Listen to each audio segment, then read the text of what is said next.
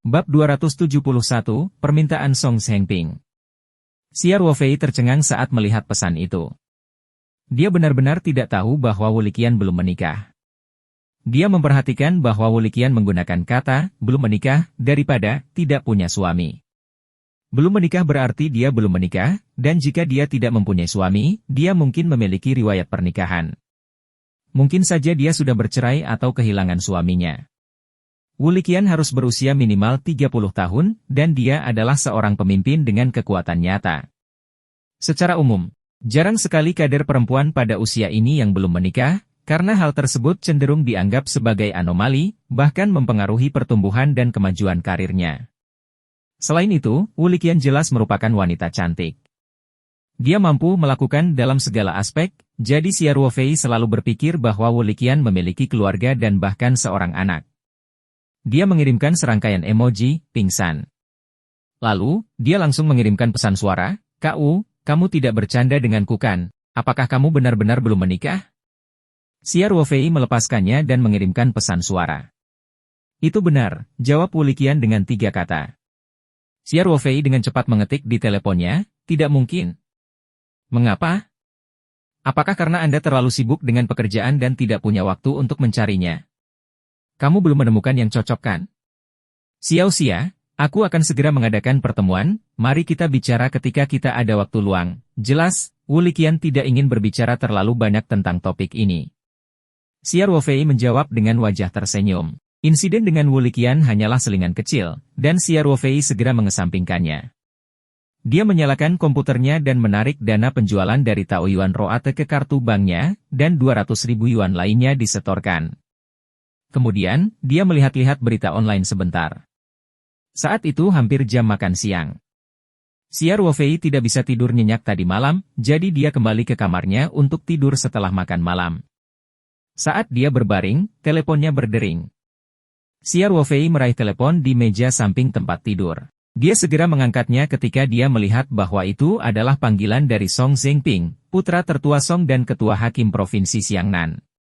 "Halo, Ketua Hakim Song. Xia kecil, aku tidak mengganggu istirahatmu, kan?" Song Zhengping bertanya dengan sangat ramah. "Oh, tidak. Xia Ruofei tersenyum dan bertanya, "Ada apa, Ketua Hakim Song?" "Xiao Xia, aku benar-benar punya masalah yang perlu merepotkanmu." Song Zhengping berkata, tubuh lelaki tua itu telah pulih dengan baik akhir-akhir ini. Dia sedikit gelisah, dan dia ingin jalan-jalan beberapa hari lagi. "Oh, senang rasanya pergi jalan-jalan." Xia Ruofei tersenyum dan berkata, "Ketua, Anda dalam keadaan sehat sekarang. Bepergian dan berolahraga dengan benar akan baik untuk pemulihan Anda. Karena kamu sudah bilang begitu, aku lega." Song Zhengping tersenyum dan berkata, "Tapi aku harus merepotkanmu dengan ini. Ayah saya tidak ingin mengingatkan rekan-rekan setempat, dan dia tidak suka dikelilingi orang, jadi dia bersiap untuk bepergian dengan pakaian biasa. Bisakah kamu meluangkan beberapa hari untuk menemaninya? Dengan Anda di sisi orang tua itu, jika ada masalah kesehatan, Anda juga bisa mengatasinya tepat waktu." Xia Ruofei merenung sejenak dan bertanya, "Ketua Hakim Song, kapan Kepala Biro akan pergi? Sudah berapa lama kamu keluar?" "Kami akan berangkat dalam seminggu." Song Zhengping berkata, dia ingin pergi ke Gunung Wui untuk mengunjungi beberapa teman lama dan bersenang-senang. Ini tidak akan memakan waktu terlalu lama. Dia akan kembali paling lama 3 atau 4 hari. Xia Ruofei melakukan beberapa perhitungan. Ini seharusnya tidak bertentangan dengan masalah Liang Qichao. Pada saat sepupu Liang Qichao dari Amerika kembali ke negaranya, dia seharusnya sudah kembali ke 3 gunung. Dia tidak akan menunda penjualan biji aurum. Oleh karena itu, Xia Ruofei berkata, "Tidak masalah, Ketua Hakim Song. Aku akan pergi dengan ketua." "Bagus sekali." Song Zhengping sangat gembira. "Xia kecil, terima kasih. Kamu terlalu sopan," kata Xia Ruofei dengan nada netral. Dia tidak memiliki niat untuk mengandalkan keluarga Song demi keuntungannya sendiri, jadi ketika dia bersama Song Zhengping dan Elder Song, dia selalu tenang dan damai. Dia tidak begitu hormat seperti kebanyakan orang ketika mereka bersama keluarga penyanyi. "Oh benar, Xiao Xia," lanjut Song Zhengping. "Orang tua itu tidak akan membawa banyak orang bersamanya. Jadi, selain perawatan medis, saya ingin meminta Anda membantu saya dalam beberapa masalah keamanan. Ketika Xia Ruofei melawan sekelompok pramuka, Song Zhengping juga tinggal di halaman kecil di pegunungan di Hongzhou, jadi dia memiliki kesan mendalam tentang keterampilan luar biasa Xia Ruofei. Selain itu, Song Zhengping telah mengetahui tentang riwayat dinas militer Xia Ruofei, itulah sebabnya dia meminta Xia Ruofei untuk membantu keamanan. Xia Ruofei sangat paham dengan tugas melindungi kepala biro. Dia tersenyum dan berkata tanpa ragu, "Baiklah. Karena kamu sangat percaya padaku, maka aku akan membantumu." "Terima kasih." Song Zhengping berkata dengan gembira, "Lu Tua akan menghubungimu untuk detailnya. Anda dapat langsung menghubungi petugas Tafsu untuk masalah keamanan?" "Tidak masalah." Seminggu berlalu dalam sekejap mata. Xia Ruofei telah menyelesaikan beberapa masalah sebelumnya, termasuk pasokan sayuran dan beberapa urusan sehari-hari perusahaan. Dia telah menjelaskan semuanya kepada Kamu Lingyun dan Pang Hao. Ling Xiaotian telah menyusun rencana khusus untuk mengakuisisi kilang anggur tersebut. Xia Ruofei bahkan telah pergi ke perusahaan mereka untuk menandatangani kontrak kerja sama beberapa hari yang lalu. Xia Ruofei tidak bertanya tentang masalah akuisisi lainnya. Bagaimanapun, Ling Xiaotian telah mengatur tim khusus untuk melakukannya. Xia Ruofei bahkan menelepon untuk menanyakan tentang pagar kawat berduri yang dia pesan dan mengetahui bahwa pagar itu setengah selesai. Dia mengatakan kepada pabrik untuk tidak mengirimkan barang untuk sementara waktu setelah selesai dan menghubungi mereka ketika dia kembali dari luar negeri. Dia juga menelepon Ling Qingsui untuk menjelaskan situasinya. Gadis ini cukup sibuk akhir-akhir ini. Selain bertemu sekali ketika Xia Ruofei terbang ke markas besar restoran Lingji untuk menandatangani kontrak beberapa hari yang lalu, mereka tidak bertemu satu sama lain sejak itu. Mereka hanya berbicara melalui telepon atau WeChat. Ling Qingsui sangat percaya pada Xia Ruofei, jadi dia hanya menyuruhnya untuk berhati-hati melalui telepon. Xia Ruofei mengucapkan selamat tinggal pada Ye Lingyun dan Pang Hao, lalu meninggalkan pertanian dengan Ksatria 15-nya dan langsung menuju halaman guling di Panatua Song. Menir Lu secara pribadi menyambut Xia Ruofei di depan gedung dan membawanya ke dalam gedung dengan sangat antusias. "Dr. Xia, kali ini saya harus merepotkan Anda." Menir Lu berkata dengan sopan. "Kamu terlalu baik, Menir Lu." Xia Ruofei tersenyum dan berkata, "Jangan khawatir. Karena saya telah menjanjikan kepada Ketua Hakim Song, saya akan melakukan yang terbaik dalam hal perawatan kesehatan dan keamanan." "Terima kasih." "Terima kasih." Menir Lu berkata, "Dr. Xia, kali ini kami bepergian dengan pakaian preman dan kami tidak memberitahu rekan-rekan kami di daerah setempat, jadi pekerjaan keamanan berada di bawah banyak tekanan. Kamu harus pergi dan menghubungi Xiao Su dulu. Aku akan memberitahumu secara perlahan tentang sisanya nanti." "Baiklah. Saya sendiri yang akan mencari petugas Tafsu," kata Xia Ruofei sambil tersenyum. Xia Ruofei menemukan kantor Su dengan sangat cepat. Dia mengetuk pintu, tapi tidak ada jawaban. "Itu aneh. Apakah dia tidak ada di sini?" Xia Ruofei punya pertanyaan di benaknya. Xia Ruofei dengan santai memutar kunci bola dan pintu kantor terbuka. Xia Ruofei berpikir karena Su tidak mengunci pintu, dia seharusnya tidak melangkah terlalu jauh. Dia mungkin akan segera kembali.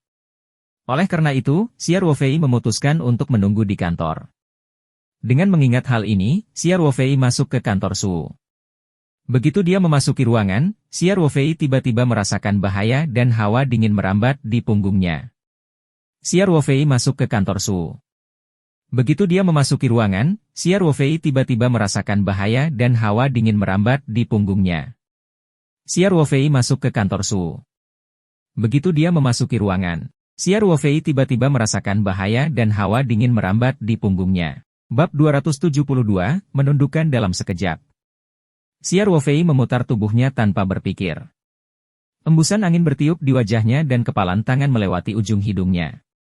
Dalam sekejap, Xia Ruofei mengulurkan tangan dan secara akurat menggenggam tangan penyerang.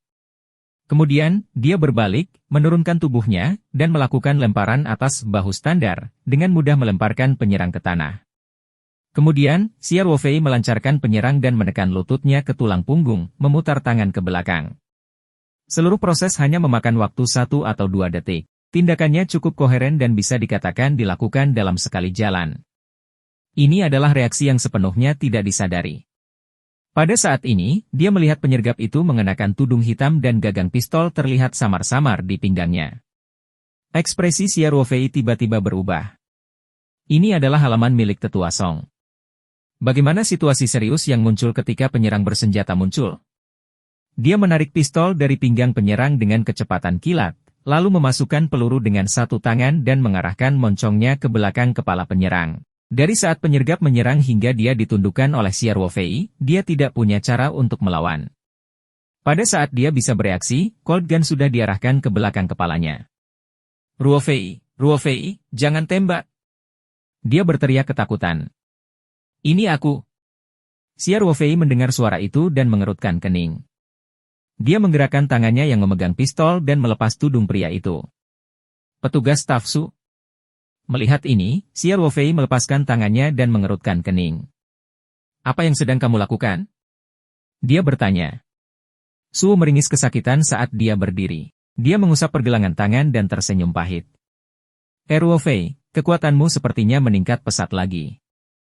Aku bahkan tidak bisa menolak ketika aku berada di tanganmu.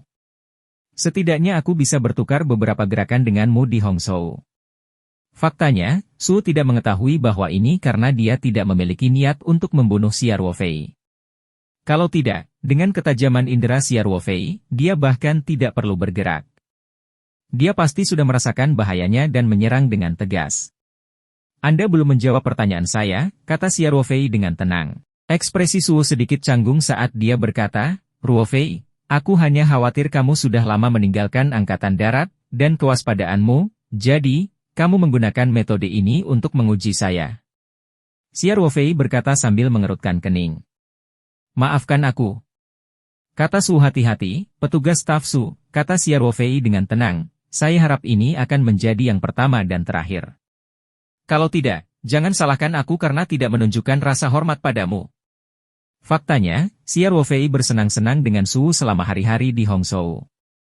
Keduanya saling memanggil saudara. Bagaimanapun, pengalaman militer mereka yang serupa membuat mereka secara alami dekat dalam lingkungan tertutup.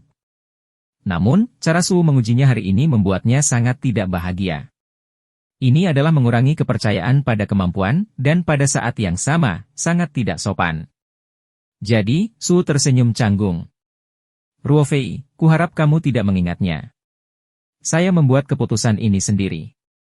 Bahkan Menir Lu tidak mengetahuinya. Ini terutama karena misi keamanan kali ini sangat penting. Saya pribadi merasa sangat stres dan tidak bisa merasa nyaman, jelas Su. Melihat sikap tulus Su, wajah Xia Ruofei melembut. Dia mengangguk dan berkata, lupakan saja, jangan bicarakan ini lagi. Ayo kita balik halamannya. Baiklah. Su mengangguk sambil tersenyum. Mereka semua adalah laki-laki di Angkatan Darat. Kedua belah pihak bukanlah orang-orang picik. Setelah permintaan maaf Su, ketidakbahagiaan Xia Ruofei menghilang secara alami. Dia tidak perlu memikirkan masalah sekecil itu. Xia Ruofei bertanya, petugas staf Su, Menir Lu meminta saya untuk datang dan menemui Anda segera setelah saya tiba. Anda mengatakan bahwa keamanan berada di bawah banyak tekanan. Katakan padaku, bagaimana masalahnya? Su tersenyum pahit dan berkata, kali ini, kepala biro keluar dengan pakaian biasa. Sebenarnya, hanya kami berdua yang menjadi pengawal pribadi. Sesampainya di Gunung Wui, karena kami tidak memberitahu pemerintah setempat, sebagian pengamanan di luar diatur oleh keluarga Song. Ini jelas tidak cukup profesional, jadi yang utama adalah kami berdua. Xia Ruofei mengangguk dan berkata, saya mengerti. Su melanjutkan, juga, kepala biro mendukung untuk naik kereta peluru, kereta? Xia Ruofei tercengang. Identitas Panatua Song sangat istimewa. Orang penting seperti itu biasanya bepergian dengan pesawat pribadi. Kalau dekat pasti mobil anti peluru. Kalaupun ada angkutan umum, gerbongnya akan dibersihkan. Mereka yang terlihat tidak berbeda dengan penumpang biasa sebenarnya adalah petugas keamanan profesional. Jika Panatua Song ingin naik kereta, tidak akan seperti ini, dia tidak ingin menarik perhatian banyak orang, jadi dia memilih bepergian dengan pakaian biasa. Kalau dia memilih kereta, dia harus bersama penumpang biasa. Itu bukan kereta khusus. Kalau tidak, bukankah itu akan menarik lebih banyak orang? Akibatnya, tekanan terhadap keamanan jauh lebih besar. Ya. Su memaksakan senyum dan berkata, situasi di stasiun akan menjadi rumit, dan mungkin ada bahaya yang tidak diketahui di dalam bus. Semua ini perlu dipersiapkan. Itu sebabnya aku berada di bawah banyak tekanan saat ini. Ekspresi Xia Ruofei masih sangat santai saat dia berkata, aku tahu. Panatua Song pasti ingin berempati dengan masyarakat. Itu sebabnya dia memilih bepergian dengan kereta api. Su tertegun sejenak sebelum dia bertanya, apakah kamu tidak merasa tegang, Ruofei? Apakah kamu tidak merasakan tekanannya? Saya tidak merasakan apapun. Xia Ruofei tersenyum dan berkata, bagaimanapun, keamanan adalah tugasmu. Aku hanya asistenmu. Jika ada masalah, saya tidak harus memikul tanggung jawab. Kenapa aku harus gugup? Mata Su membelalak dan dia berkata dengan sedih dan marah, bagaimana kamu bisa begitu tidak bertanggung jawab? Xia Ruofei tertawa dan berkata, bagaimana mungkin saya tidak bertanggung jawab? Aku akan dengan serius memenuhi tugasku sebagai asistenmu. Saya benar-benar bertemu orang jahat, Su berkata dengan wajah pahit, tidak, Anda harus membantu saya merevisi janji lagi. Saya khawatir ada sesuatu yang hilang. Baiklah, silakan. Xia Ruofei berkata sambil tersenyum. Su meminta Xia Ruofei duduk dan menuangkan segelas air untuknya.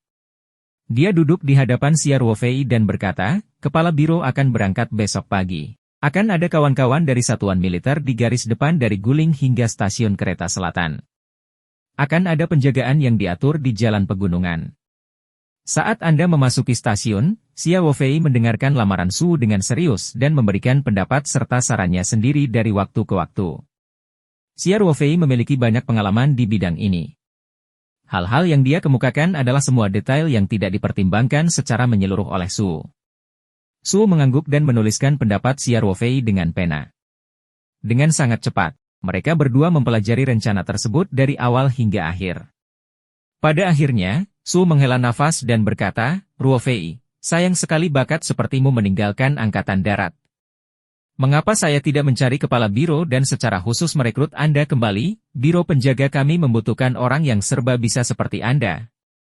Xia Ruofei dengan cepat berkata, ayolah. Ayo. Saya tidak tahu betapa nyamannya saya sekarang. Su baru saja berkata. Ia tahu bahwa setiap orang mempunyai cita-citanya masing-masing dan tidak bisa dipaksakan. Selain itu, Xia Ruofei baru saja meninggalkan Angkatan Darat dan kemungkinan dia kembali hampir nol. Su berdiri dan berjalan ke brankas di sudut. Dia dengan terampil memasukkan kata sandi untuk membuka brankas dan mengeluarkan sebuah kotak kecil. Dia berjalan ke arah Xia Ruofei. Ini untuk Anda. Kamu harus membantuku menjaganya tetap aman, kata Su. Apa itu? Xia Ruofei bertanya. Kamu akan tahu kapan kamu membukanya. Su berkata sambil tersenyum. Dengan sedikit keraguan, Xia Ruofei mengulurkan tangan untuk mengambil kotak itu dan meletakkannya di atas meja kopi. Kemudian, dia membuka kuncinya dan membuka tutupnya. Mata Xia Ruofei berbinar saat melihat isi kotak itu. Bab 273, Senjata Sementara. Kotak itu diisi dengan bagian logam yang mengkilat. Sekilas Xia Ruofei tahu bahwa itu adalah pistol. Dia bahkan tahu bahwa itu adalah pistol tipe 92. Karena ini adalah perlengkapan standar untuk komandan dan pasukan khusus, peluru pistol tipe 92 yang dia gunakan dalam tim penyerang serigala tunggal dapat dihitung dalam kotak. Tidaklah berlebihan untuk mengatakan bahwa Xia Ruofei dapat merakit bagian-bagian ini dalam waktu singkat bahkan dengan mata tertutup. Xia Ruofei mengulurkan tangan dan mengambil bagian senjata. Setelah serangkaian gerakan yang mempesona, pistol tipe 92 lengkap muncul di tangan. Seluruh proses hanya memakan waktu 4 hingga 5 detik. Tentu saja. Aku tidak berhenti. Su berkata sambil tersenyum. Xia Ruofei berkata dengan bangga, saya sedikit berkarat.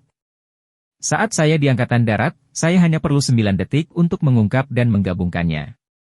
Baiklah, berhentilah pamer. Su berkata, tidak ada yang bisa menandingimu saat bermain dengan perlengkapan standar ini. Xia Ruofei membuka pistol di tangan dan bertanya, apa maksudnya ini? Ini adalah senjata yang secara khusus saya ajukan untuk mendapatkan persetujuan khusus dari para petinggi untuk Anda gunakan selama misi ini, Ruofei. kata Su dengan wajah serius. Namun, kamu harus segera mengambil kembali setelah misi selesai. Xia Ruofei bersiul dan memutar pistolnya dengan santai. Saya tidak berharap memiliki kesempatan untuk menyentuh tipe 92 setelah meninggalkan Angkatan Darat. Rupanya membantu kalian dalam misi ini tidak sia-sia. Saya harap Anda tidak memiliki kesempatan untuk menggunakan peluru tajam, kata Su sambil tersenyum pahit. Jika Xia Ruofei menggunakan senjata ini selama perjalanan ini, itu akan menjadi ancaman yang sangat serius bagi keselamatannya. Sebagai orang pertama yang bertanggung jawab atas keselamatan Panatua Song, Su tentu saja tidak ingin menghadapi situasi seperti itu. Ada juga sarung kulit dan majalah cadangan di dalam kotak. Majalah cadangan juga diisi dengan peluru tajam. Tiap magazinenya berkapasitas 25 peluru. Dengan satu magasin dan satu magasin cadangan di pistol, total ada 50 peluru. Xia Ruofei melepas jaketnya dan dengan mengaktifkan sarungnya, kemudian, dia dengan cermat memeriksa pistolnya, menyalakan pengamannya, dan memasukkan kembali pistol tipe 92 ke dalam sarungnya. Setelah mengenakan mantelnya, Xia Ruofei tersenyum dan berkata, "Suken, kamu terlalu pelit karena Anda sudah mengajukan permohonan persetujuan khusus. Mengapa Anda tidak mendapatkan senjata yang lebih kuat saja? Aku tidak terbiasa menggunakan senjata kecil ini." Lalu senjata apa yang biasa kamu gunakan di Angkatan Darat? Su bertanya, jangan bilang kalau kalian serigala yang sendirian layak menjadi elang gurun. JS-05. Aku paling sering menggunakannya di Angkatan Darat. Xia Ruofei mendengus. Suken, kenapa kamu tidak pergi dan melamarnya? Keinginan. Su terkejut dan dengan cepat berkata, hentikan. Apakah dia benar-benar mengira misi ini adalah operasi pemagalan kepala lintas batas? Sudah kubilang, yang ada hanya formulir 92, tidak ada yang lain. Dan saya hanya punya 50 peluru. Nama lengkap, JS-05 yang disebutkan Xia Ruofei, adalah senapan sniper JS-0512, 7mm. Itu adalah satu-satunya senapan anti-armor kaliber besar di Tiongkok yang dapat menembakkan peluru penusuk lapis baja sekunder. Saat ini hanya diperlengkapi untuk beberapa pasukan khusus. Bibir Xia Ruofei bergerak-gerak. Aku tahu itu. Suken, JS-05 adalah perlengkapan khusus pasukan khusus. Saya kira Anda belum pernah memainkannya sebelumnya. Xia Ruofei benar. Meskipun Su adalah elit dari Biro Penjaga, dia tidak memiliki kesempatan untuk menyentuh peralatan penghancur jarak jauh yang khusus diperlengkapi untuk pasukan khusus. Biro Penjaga juga memiliki senapan jitu dan senapan jitu khusus, tetapi semuanya merupakan model yang relatif ringan. Su mendorong Xia Ruofei keluar ruangan dengan marah dan berkata, ayo pergi. Cepat pergi. Aku sudah memberikan senjatanya dan kita sudah berkata-kata, jadi jangan diam di sini. Su Shen, kamu membunuh itu setelah penggilingan selesai. Xia Ruofei tertawa. Tersesat, Xia Ruofei tertawa terbahak-bahak. Setelah meninggalkan kantor Su, dia langsung menemui Menierlu.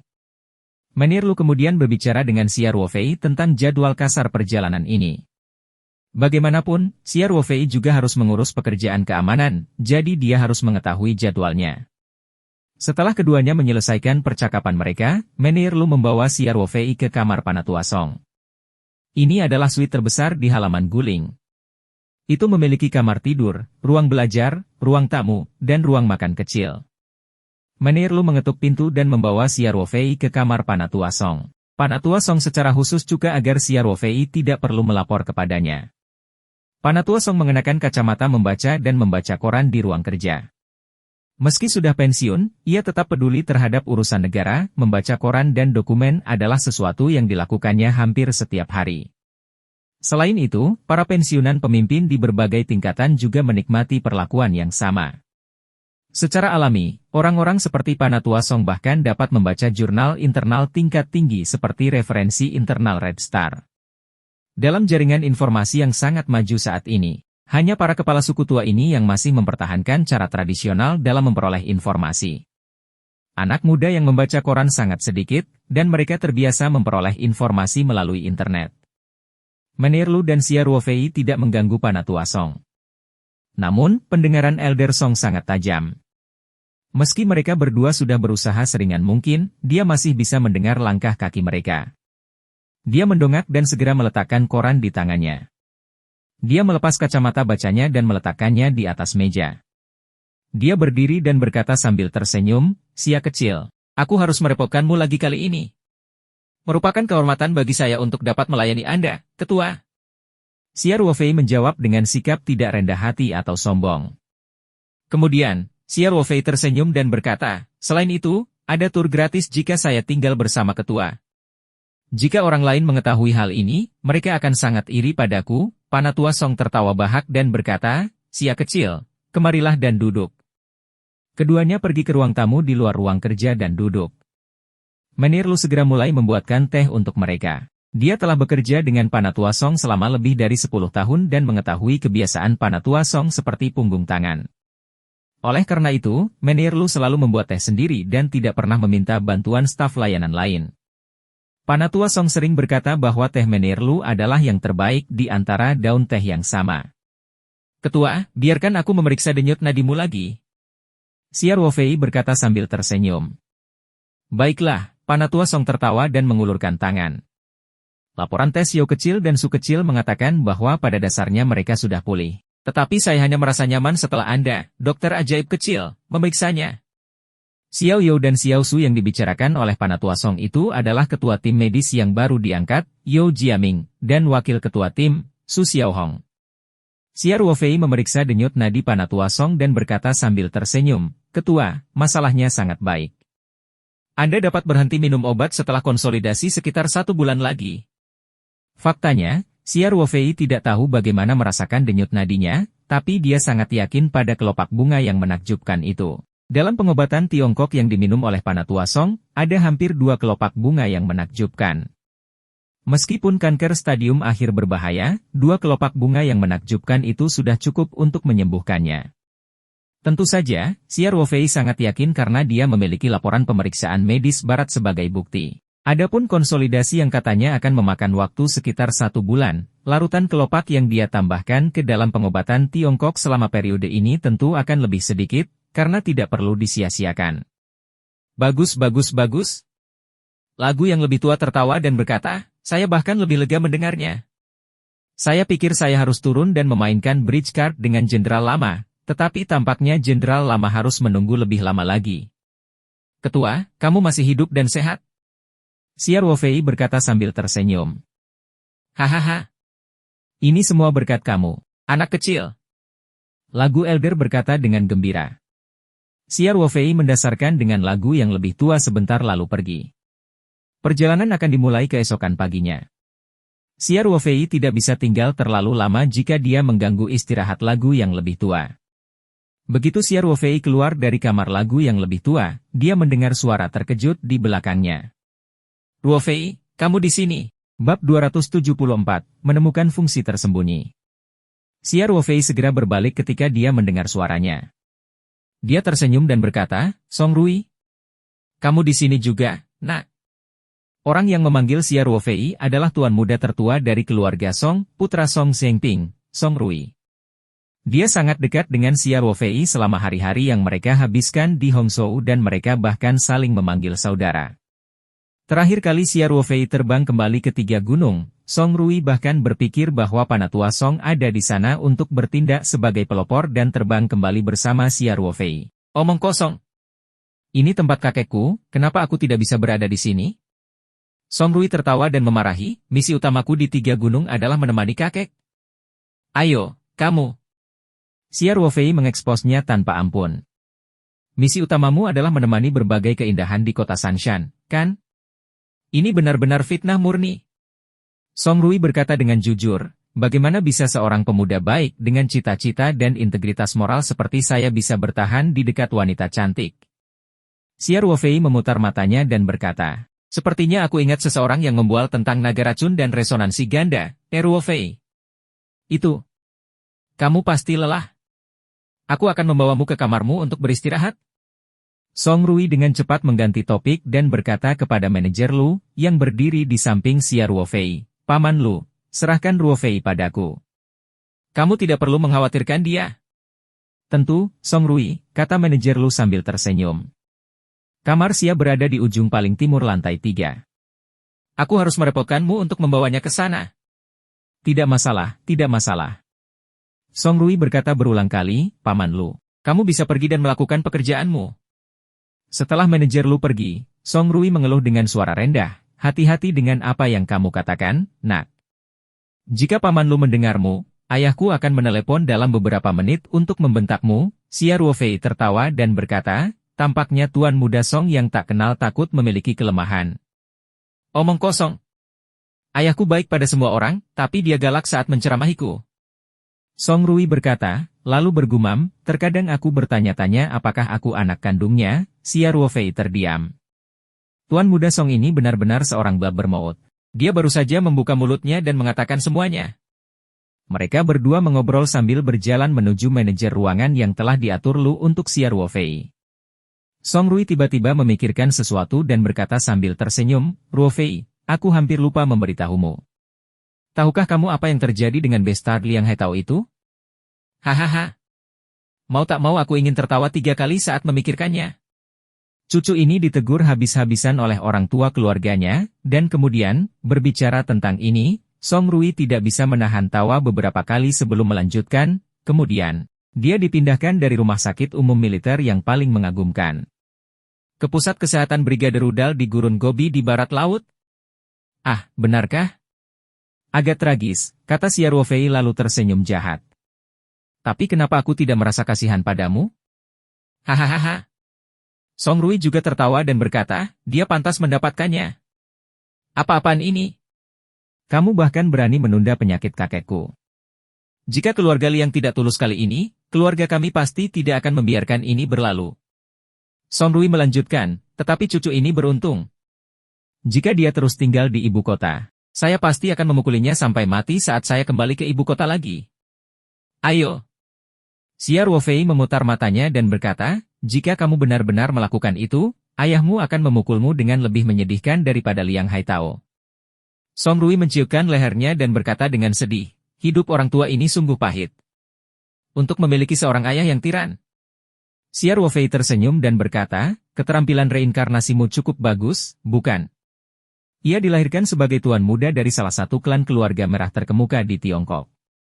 Jika itu sudah menjadi kehidupan yang sulit, lalu bagaimana kehidupan orang seperti saya?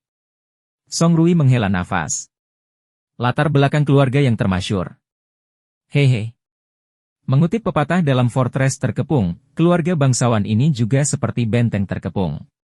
Orang-orang di luar kota ingin masuk, tetapi orang-orang di kota, Xia Ruofei tidak menunggu sampai Song Rui selesai bertingkah keren dan berkata, orang-orang di luar kota ingin masuk. Kalian di dalam kota ini benar-benar tahu cara bermain. Song Rui tertegun sejenak, lalu dia tidak bisa menahan tawa. Setelah beberapa lama, dia menahan perutnya dan berkata, Ruofei, saya merasa kamu memiliki potensi untuk menjadi seorang komedian. Siapa yang menyuruhmu berpura-pura depresi? Xia Ruofei memutar matanya dan berkata, baiklah, baiklah. Saya bisa pergi sendiri ke kamar di ujung timur lantai 3. Saya tidak membutuhkan tuan muda seperti Anda untuk mengirim saya pergi secara pribadi. Song Rui memutar matanya dan berkata, Ruofei, ini masih pagi dan kamu sudah kembali ke kamarmu untuk tidur. Kehidupan malam baru saja dimulai. Omong kosong. Apa menurutmu aku seperti kamu? Xia Ruofei berkata, saya masih memiliki misi penting untuk melindungi kakekmu besok. Anda harus memastikan Anda tidur malam ini. Lalu, Xia Ruofei melihat ke arah Song Rui dan berkata, lagi pula. Jangan bilang kamu berani keluar dan bersenang-senang di tengah malam. Saudaraku, hidup ini sulit, kata Song Rui dengan muram. Xia Ruofei tertawa terbahak-bahak. Dia menepuk bahu Song Rui dan langsung menuju kamarnya. Xia Ruofei merebus ketel air, menggantungkan mantel dan pistolnya di pengait, dan pergi ke kamar mandi untuk mandi. Setelah mandi, ia mengganti piyama katun dan membuat sepoci teh dengan air matang. Dia duduk di kursi dan minum teh sambil memikirkan jadwal besok di benaknya. Setelah memeriksa semua detail yang perlu dia perhatikan, Xia Ruofei pergi ke balkon untuk merokok. Kemudian, dia pergi tidur dan memberitahu Song Rui bahwa dia tidak asal-asalan. Itu adalah kebiasaan yang dia kembangkan selama bertahun-tahun. Sebelum melakukan tugas penting, ia harus memastikan bahwa ia cukup tidur. Xia Ruofei menutup matanya dan pikirannya memasuki angkasa. Dia tidak selalu pergi keluar angkasa setiap hari, tapi dia akan memeriksanya dengan pikirannya sebelum tidur. Jika ada yang salah dengan tumbuhan dan hewan di ruang tersebut, dia akan dapat segera menyadarinya. Itu hanya pemeriksaan rutin, tapi Xiao Fei sebenarnya menemukan masalah kecil. Ketika pikirannya menyapu ruang baru, dia menemukan ada 2 atau 3 tawon terbang di ruang angkasa. Xiao Fei telah menutupi seluruh sarang lebah dengan besi. Tidak diketahui apakah jendela logamnya rusak atau sambungannya tidak cukup rapat, tetapi 3 sarang lebah telah lolos. Selanjutnya, para tawon mengejar Xiao Hei dan yang lainnya. Xiao Hei dan yang lainnya pasti menderita kerugian. Mereka tidak bisa melakukan apapun terhadap tawon di langit, jadi mereka hanya bisa melarikan diri ke segala arah. Ekspresi Xiao Fei sedikit berubah saat dia secara tidak sadar memerintahkan. Di bawah pengaruh kekuatan spasial yang tak terlihat, beberapa tawon langsung menghilang dari ruang baru.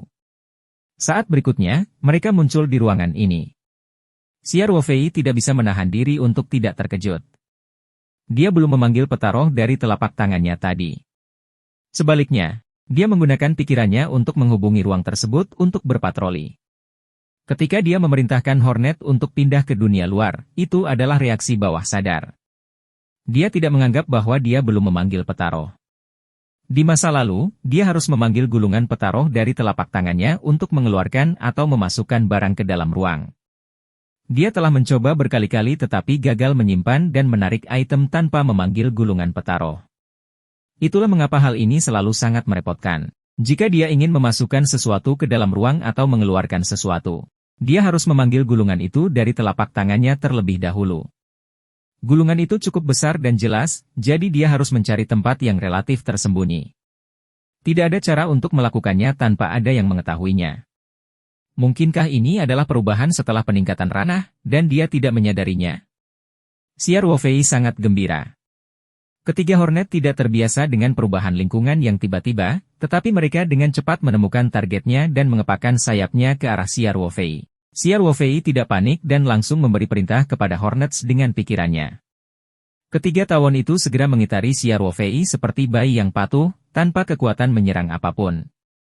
Setelah seminggu, Xiao Fei sekarang dapat mengendalikan hampir 50 Hornet. 3 Hornets bukan apa-apa baginya. Xiao Fei masih memikirkan apa yang baru saja terjadi, jadi dia memutuskan untuk menggunakan pikirannya dan ketiga tawon itu menghilang lagi. Kali ini, Xiao Fei mengamati situasi di ruang baru dengan pikirannya. Dia dapat dengan jelas merasakan bahwa tawon telah kembali ke ruang baru dan muncul di sangkar besi sesuai dengan instruksinya. Itu benar-benar berhasil. Xiao Fei terkejut dan senang. Kemudian, matanya melebar saat dia tiba-tiba menyadari hal lain. Bab 275, seperti harimau yang memiliki sayap. Xiao Fei ingat bahwa ketika dia mengirim tawon ketiga ke ruang Petaro, Petaro tidak hanya masih ada di tubuhnya, tetapi tubuhnya juga tidak bersentuhan dengan tawon. Di masa lalu, ketika Xiao Fei ingin mengirim sesuatu ke ruang asal, dia harus melakukan kontak fisik dengan barang tersebut. Reaksi Xiao Fei adalah reaksi bawah sadar.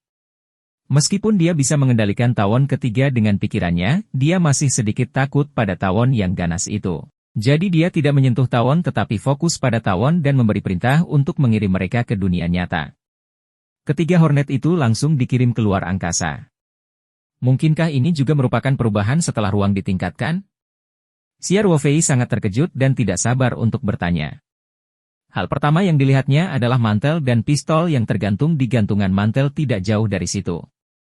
Xiao Fei memusatkan perhatian dan pikirannya, jaket dan pistol di sarungnya menghilang ke udara. Pikirannya juga merasakan bahwa mereka telah muncul di kendaraan segala medan di ruang baru. Yinging mengikuti instruksi Xiao Fei dan mendarat di kursi penumpang kendaraan segala medan hampir bertahan. Xiao Fei tidak lagi merasa takut dan terus berusaha. Pada akhirnya, dia mengkonfirmasi perubahan yang tidak dia sadari sejak peningkatan ruang terakhir. Sekarang, Xiao Fei dapat menyimpan dan mengambil barang langsung dari ruang Petaro tanpa memanggil gulungan Petaro. Terlebih lagi, dia tidak perlu menyentuh benda itu secara fisik. Dia bisa memasukkannya ke dalam ruang dengan pikiran. Setelah mencoba berulang kali, Xiao Fei juga menyadari bahwa fungsi ini memiliki batas jarak. Untuk saat ini, selama berat dan ukuran benda dalam radius 2 meter darinya tidak berada di luar kendalinya, dia dapat memasukkannya ke dalam ruang dengan pikirannya. Setelah melebihi 2 meter, Xia Ruofei tidak akan bisa mengendalikannya. Meski begitu, ini merupakan kejutan besar bagi Xia Ruofei. Perubahan kedua ini membuat penyembunyian peta roh Xia Ruofei mengalami peningkatan kualitas. Kecuali dia perlu memasuki ruang peta roh sendiri, dia tidak perlu memanggil peta roh dari telapak tangannya. Lukisan roh tersembunyi di telapak tangan, dan bahkan alat pendeteksi terkuat di dunia pun tidak dapat dipasang. Selain itu, dia dapat menyimpan barang di dalam ruangan tanpa kontak fisik. Hal ini memudahkan Xia Ruofei melakukan sesuatu dalam situasi khusus. Xia Ruofei memikirkan Hornet yang tiba-tiba terbang keluar dari kandang dan memutuskan untuk memasuki ruang baru untuk memeriksanya. Dia kembali memeriksa pintu dan jendela, pada saat yang sama, dia memeriksa kamar itu.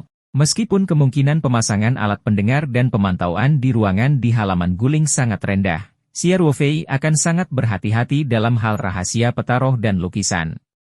Setelah memastikan tidak ada bahaya, Xia Ruofei memanggil gulungan peta roh dari telapak tangan. Kemudian, dia menarik selimut dan memasukkan gulungan itu ke bawahnya. Sambil berpikir, dia memasuki ruang baru. Begitu Xia Ruofei muncul di ruang baru, Blakie dan yang lainnya menggonggong dan berlari. Blakie menggigit celana Xia Ruofei dan menariknya ke arah sarang lebah raksasa. Xia Ruofei tersenyum dan berkata, "Xiao Hei, jangan menarik. Saya sudah tahu." Ngomong-ngomong, Blakie, apakah ada di antara kalian yang terluka oleh Hornet? Dia bertanya setelah berpikir beberapa lama. Blakie segera menggonggong 2 kali, kemudian, Mao dan Si Mao yang tertidur berjalan di depan Xia Ruofei dan menggonggong beberapa kali. Xia Ruofei melihat bahwa kedua anjing malang itu memiliki 2 atau 3 titik bengkak di tubuh mereka.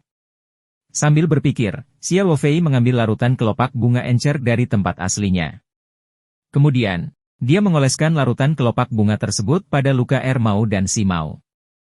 Pembengkakan mereda setelah beberapa saat. Mao dan Si Mao mengibaskan ekornya ke arah Xia Ruofei dengan penuh rasa terima kasih. Mereka bahkan menjulurkan lidah untuk menjilat kaki Xia Ruofei dari waktu ke waktu, membuat Xia Ruofei tertawa. Anak-anak anjing ini telah lama tinggal di ruang peta roh. Kecerdasan spiritual mereka telah lama melampaui kecerdasan spiritual anak anjing biasa.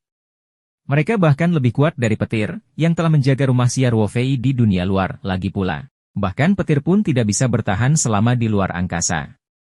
Xia Ruofei juga berpikir untuk memperbesar mereka lebih banyak lagi sehingga mereka bisa hidup di dunia luar. Dengan cara ini, total ada 7 anjing di peternakan Taoyuan, termasuk petir. Terlebih lagi, masing-masing dari mereka jauh lebih ganas dari anjing biasa, sehingga keamanan peternakan menjadi lebih terjamin. Setelah mengobati luka Mao dan Si Mao, Xia Ruofei memerintahkan Blakie dan yang lainnya untuk tidak mendekati kandang dan langsung berjalan ke sana. Xia Ruofei melihat sekeliling kandang dan dengan cepat menemukan celah kecil di sambungan 2 tirai logam. Jika seekor tawon kecil secara tidak sengaja terbang ke celah ini, ia dapat melewatinya. Xia Ruofei segera mengeluarkan beberapa kabel besi tipis dari ruang aslinya. Ini adalah sisa makanan dari saat dia mengikat rak mentimun di tempatnya. Dia menggunakan kawat tipis untuk mengisi celah tersebut dan memeriksanya lagi untuk memastikan tidak ada lubang lain, jika kalau tawon berbahaya ini keluar lagi dan melukai Blakie dan yang lainnya. Sejak dia memasuki medium, Xia Ruofei memutuskan untuk melihat-lihat. Pohon ek yang telah ditransplantasikan ke ruang baru tumbuh di pinggiran kota. Itu sudah mengakar di ruang baru. Selain pohon ek, Blakie, anjing, dan sarang lebah adalah satu-satunya makhluk lain di ruang baru tersebut. Xia Ruofei dengan cepat melihat sekeliling. Dia kembali ke tablet batu dan mencoba lagi, dan hasilnya sama seperti sebelumnya. Dia dapat melihat sosok emas kecil itu memperagakan 9 rangkaian gerakan, tetapi ketika pikirannya meninggalkan tablet batu, dia masih dapat mengingat rangkaian gerakan pertama. Xia Ruofei menghela nafas. Dia tahu tidak ada gunanya mencoba lagi. Untuk membuka rangkaian gerakan kedua, dia mungkin perlu melatih rangkaian gerakan pertama hingga level tertentu, atau dia mungkin memerlukan ruang untuk naik level lagi. Xia Ruofei kembali ke ruang aslinya. Naga merah muda telah tumbuh hingga lebih dari 30 cm. Diperkirakan sebentar lagi bisa langsung dijual. Karena arwana merah mengalami proses pewarnaan rambut, maka sebelum proses ini selesai, tidak mungkin menilai kualitas secara akurat setelah pewarnaan rambut selesai seluruhnya. Oleh karena itu, Mereka harus menunggu sampai mereka tumbuh sampai batas tertentu, dan yang terbaik adalah memaksimalkan manfaatnya setelah pewarnaan rambut pada dasarnya selesai. Ginseng dan pohon Poebe Zenan tumbuh dengan baik seperti biasanya dan Xiao Ruofei tidak perlu mempengaruhinya. Xiao Ruofei tidak menyia-nyiakan dahan yang tertinggal dari penebangan pohon besar Poebe Zenan. Dia menanam semuanya ke dalam tanah di luar angkasa. Saat ini, mereka semua selamat dan menumbuhkan cabang dan daun baru. Material besar Poebe Zenan juga hadir dengan tenang di tanah di angkasa, menyelesaikan proses pelapukan dan pengeringan. Akhirnya, Xiao Ruofei sampai di tempat besi kulit dendrobium ditanam. Setelah seminggu berada di dunia luar dan lebih dari 7 bulan di dalam medium, besi kulit dendrobium secara alami telah bertahan dan berkembang pesat. Besi kulit dendrobe hanya bisa dipanen 2 hingga 3 tahun di dunia luar untuk digunakan membuat besi yang tak bernilai harganya, kulit maple dipper. Namun proses ini hanya memakan waktu sekitar 1 bulan saja. Xiao Ruofei tidak berencana segera membuat besi batang kulit maple, sebaliknya. Ia berencana untuk mulai menebang lagi setelah 1 bulan untuk memperluas skala penanaman. Pada bulan depan, dia akan dapat memanen sejumlah besar potongan dendrobium kulit besi berkualitas tinggi. Saat itu, dia sudah bisa mulai membuat ember besi KED. Namun, ada masalah dengan produksi maple besi. Tidak mudah menemukan master yang diaktifkan. Di masa depan, dia akan mampu memproduksi sejumlah pohon maple besi setiap bulannya. Yang terbaik adalah memiliki seseorang yang bisa bekerja di bidang pertanian untuk waktu yang lama. Tentu saja masih banyak waktu. Xiao Ruofei dapat memikirkan solusinya setelah dia kembali dari Gunung Wui. Setelah 1 putaran pemeriksaan, Xiao Ruofei meninggalkan ruang petaroh dengan pikiran tenang dan terus menggulirkan petaroh di telapak tangan. Dia begitu gembira sehingga dia beredar di tempat tidur untuk waktu yang lama sebelum dia tertidur. Bab 276, Seorang Ahli Bergerak. Pagi berikutnya, Xiao Ruofei, Song Rui, dan manajer Lu menemani Song yang lebih tua untuk sarapan. Kemudian, sekelompok orang bersiap untuk berangkat. Tiket kereta berkecepatan tinggi manajer Lu tiba sekitar jam 9 pagi. Diperlukan setidaknya 40 hingga 50 menit untuk sampai ke stasiun kereta utara di kota. Manajer Lu mengatur GMC RV tahan peluru yang dimodifikasi. Manajer Lu mengikuti Panatua Song ke dalam mobil. Saat Xiao Ruofei hendak masuk ke mobil, dia melihat Song Rui masuk ke RV dengan membawa tas. Song Rui, kamu juga pergi ke Gunung Wui? Xiao Ruofei bertanya dengan heran. Apa yang kamu katakan? Misiku adalah menemani kakek. Song Rui tersenyum dan berkata, kakek akan pergi ke Gunung Wui. Tentu saja, saya harus mengikutinya. Ada apa? Tanya Song Rui. Bukan apa-apa, kata Xiao Ruofei acuh tak acuh. Kamu hanya menambah beban kerjaku. CK. Itu jelas untuk mengurangi beban kerjamu ya. Tuan muda ini sangat ahli dalam seni bela diri. Aku tidak hanya bisa menjaga diriku sendiri, tapi aku juga bisa melindungi kakekku. Song Rui mencemooh menghina Xiao Ruofei. Xiao Ruofei dan Su saling memandang dan memutar mata pada saat yang bersamaan. Song Rui tidak yakin dan berkata, jangan mengecewakanku. Saya punya beberapa teman baik di sana. Saat kakek pergi ke Gunung Wui kali ini, saya mengordinasikan dan mengatur banyak jadwal lokal. Hehe. Kata Xiao Ruofei. Biar ku beritahu kamu, dengan adanyaku, kamu tidak perlu terlalu khawatir. Tahukah kamu betapa kuatnya temanku di area lokal? Hehe. Hehe, adikmu. Tidak bisakah kamu mengubah kata-katanya? Hah? Song Rui sangat marah hingga dia ingin bertarung dengan Xiao Ruofei. Pada saat ini, Panatua Song, yang sedang duduk di dalam mobil, berkata dengan tenang, Xiao Rui, apakah kamu masuk ke dalam mobil? Jangan menghalangi pintu jika kamu tidak bisa masuk, Xiao Xia dan Xiao Su masih ingin masuk. Aku datang, Song Rui dengan cepat menjawab. Kemudian, dia menunjukkan posisinya pada Xiao Ruofei dan segera masuk ke dalam mobil. Xiao Ruofei dan Su saling memandang, mengokohkan kepala, dan tersenyum. Mereka juga masuk ke dalam mobil. RV anti peluru mulai melaju dengan mantap dan melaju keluar dari halaman guling. Ia melewati jalan pegunungan yang curam dan kemudian memasuki kota melalui pintu keluar dekat stasiun kereta utara dengan kereta ekspres yang berkelok-kelok. Mereka tiba di stasiun kereta utara dan turun dari kereta, misi Xiao Ruofei telah resmi dimulai. Bus yang mengantar mereka ke stasiun kembali, dan mereka berlima langsung menuju stasiun. Selain Panatua Song dan Song Rui, manajer Lu bertanggung jawab atas semua pengaturan dan koordinasi perjalanan. Su bertanggung jawab atas keamanan. Xia Ruofei bertanggung jawab atas keamanan dan juga Dr. Elder Song. Meskipun pasar menggunakan angkutan umum, manajer Lu telah memesan kursi kelas bisnis, jadi mereka langsung menuju ruang tunggu VIP di stasiun setelah turun. Su sangat gugup saat turun dari ponsel. Karena alun-alun di depan stasiun dipenuhi orang dari berbagai kalangan, terlalu banyak tekanan untuk melindungi keselamatan kepala biro dalam lingkungan yang rumit seperti ini. Namun, dia segera menyadari bahwa Xia Ruofei masih sangat tenang. Su juga memperhatikan bahwa posisi Xia Ruofei sangat khusus. Meskipun dia tidak terlalu dekat dengan Panatua Song, dia tahu bahwa Xia Ruofei selalu berdiri di posisi yang paling cocok. Su sendiri adalah seorang ahli, jadi dia secara alami memiliki wawasan ini. Xia Ruofei telah memilih posisi terbaik untuk menghadapi keadaan darurat.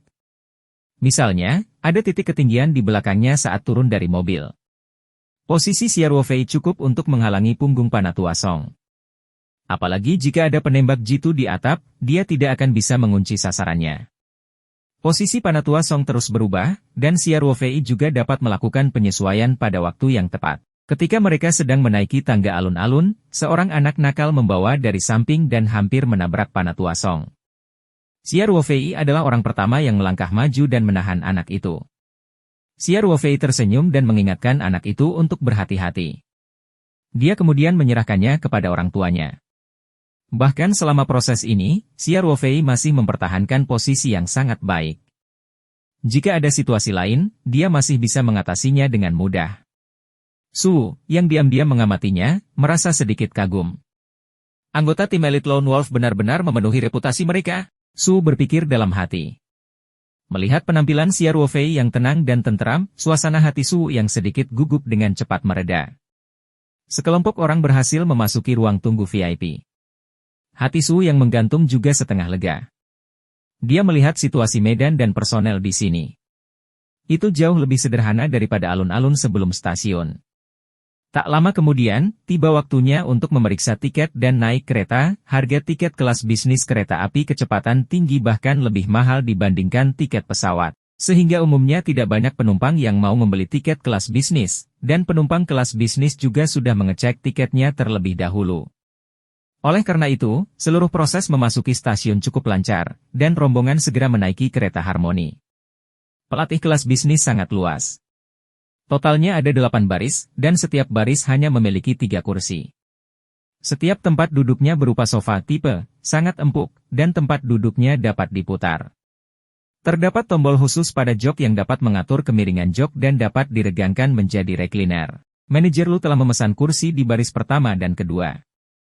Ada sekat kaca di depan baris pertama. Setelah dinyalakan, menjadi transparan, memungkinkan seseorang melihat dengan jelas situasi di kokpit. Menurut rencana Su, Peter Song tentu saja tidak bisa duduk di dekat jendela karena alasan keamanan. Oleh karena itu, Xia Ruofei duduk di baris pertama dekat jendela, sementara Panatua Song duduk di sebelahnya. Di baris yang sama, ada kursi individu di seberang lorong, dan Su duduk di sana. Manajer Lu dan Song Rui duduk di baris kedua. Pengaturan seperti itu akan menjamin keamanan semaksimal mungkin. Segera, kereta tersebut perlahan meninggalkan stasiun kereta utara kota Sanshan dan menuju utara. Berbeda dengan kegugupan Su, Panatua Song sangat tenang. Sudah lama sekali dia tidak merasakan kebebasan seperti itu. Setiap kali dia keluar, dia akan dikelilingi oleh keamanan dan orang-orang.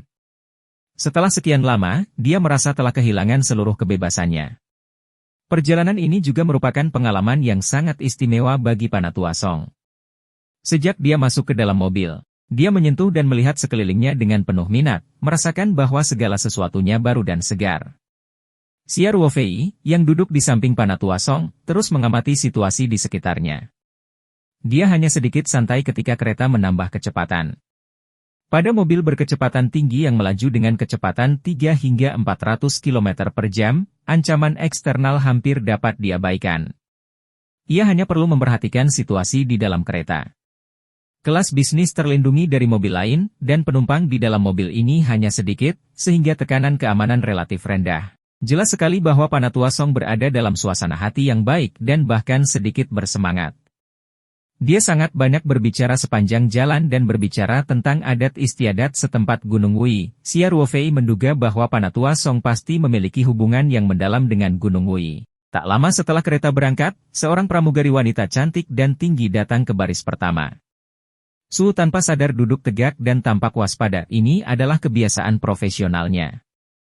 Hampir secara refleks, selama orang asing mendekati target untuk melindunginya, dia akan berasumsi bahwa orang tersebut adalah ancaman bagi target dan harus bereaksi kapan saja. Karena mereka bepergian dengan pakaian sipil, tentu saja tidak mungkin untuk meninjau kereta pramugari terlebih dahulu, apalagi mengatur layanan personel yang dapat dipanggil terlebih dahulu. Semua ini hanya dapat dinilai berdasarkan prediksi risiko Su dan Xia Ruofei. Meskipun Xia Ruofei tampak tidak bergerak, dia bereaksi lebih awal dari Su. Dia segera menegangkan ototnya. Pramugari tentu saja tidak tahu bahwa jika dia menunjukkan tanda-tanda merugikan lelaki tua di depannya, kedua tuan itu akan menyerangnya. Dia berjongkok sedikit untuk menjaga tinggi badannya sama dengan Panatua Song dan Xia Ruofei. Dia tersenyum dan bertanya, "Tuan-tuan, minuman dan makanan ringan apa yang Anda inginkan? Juga, atur makanan apa yang Anda inginkan untuk makan siang dan selai berapa Anda ingin menyantapnya?" Bab 277, siapa yang profesional di antara kita berdua? Panatua Song tersenyum ramah dan bertanya, "Tidak perlu makan siang. Kita akan turun di Gunung Wui. Kursi kelas bisnis menyediakan makanan gratis, namun gerbong makan kereta tidak buka sepanjang hari. Atur makan siang hanya disediakan pada waktu-waktu tertentu." Panatua Song dan yang lainnya hanya membutuhkan waktu lebih dari 1 jam untuk sampai ke Gunung Wui. Mereka bisa sampai di tempat tujuan sekitar jam 10, jadi tentu saja mereka tidak perlu makan siang di kereta. Padahal, meski ingin makan di dalam mobil, saat ini tidak disediakan makan siang di gerbong makan. Pramugari cantik itu tersenyum dan mengangguk. Dia kemudian bertanya, "Minuman apa yang kamu mau?" "Kami punya kopi, coke, teh hitam, teh hijau." Panatua Song berpikir sejenak dan tersenyum. "Bagaimana kalau secangkir teh hitam? Saya juga akan menikmati makanan di kereta berkecepatan tinggi Tiongkok." Mendengar ini, ekspresi Su sedikit berubah. Dia mengingatkan dengan suara rendah, "Ketua, kami sudah menyiapkan makanan dan minuman sendiri." Menurut aturan, kepala biro seperti Elder Song tidak diperbolehkan makan makanan apapun yang belum diuji. Apalagi kali ini mereka bepergian dengan pakaian preman, banyak prosedur yang tidak bisa diperiksa secara ketat. Tidak ada jaminan minuman yang disediakan di kereta benar-benar aman. Kebanyakan orang yang bisa membeli tiket kelas bisnis adalah orang kaya atau berkuasa. Pramugari kereta tidak banyak bereaksi terhadap istilah "kepala". Lagi pula, istilah "kepala" sebenarnya sangat umum di Tiongkok, khususnya di Angkatan Darat. Komandan kompi dan batalion sebenarnya hanyalah kader dasar posisi kompi dan batalion. Oleh karena itu, pramugari hanya tersenyum dan menunggu jawaban Panatua Song. Panatua Song juga sedikit ragu-ragu.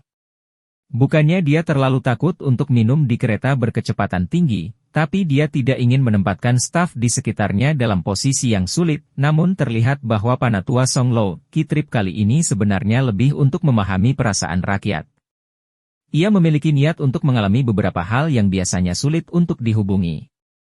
"Tuan, karena Anda ingin merasakannya, maka pilihlah minuman untuk dicoba," kata Xia Ruofei. "Ruofei," Su terkejut. "Saya baik-baik saja." Xia Ruofei memegang tangannya dan berkata, "Saya tahu apa yang saya lakukan." "Bagus, bagus, bagus," Panatua Song tersedak. Karena Xiao Xia telah menyetujuinya, maka, "Kawan kecil, beri aku secangkir teh hitam. Teh hitamnya enak untuk perut." "Baiklah," katanya. Pramugari tersenyum dan bertanya pada Xia Ruofei, "Tuan, apa yang ingin Anda pesan?" Xia Ruofei tersenyum dan berkata, "Coke.